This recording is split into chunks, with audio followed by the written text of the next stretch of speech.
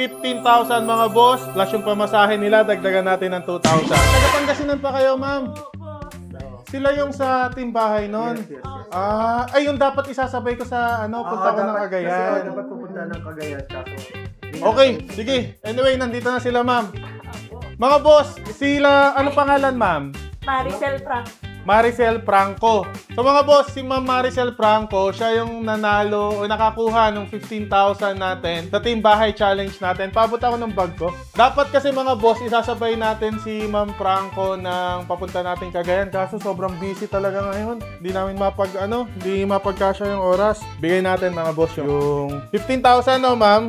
15,000. 1, 2, 3, 4, 5, 6, 7, 8, 9, 10, 11, 12, 13, 14, 15,000 mga boss. Plus yung pamasahe nila, dagdagan natin ng 2,000. So, 17,000 para makover yung pamasahe yung papunta dito. So, ma'am, 17,000. Maraming salamat and congratulations, ma'am. Ayan.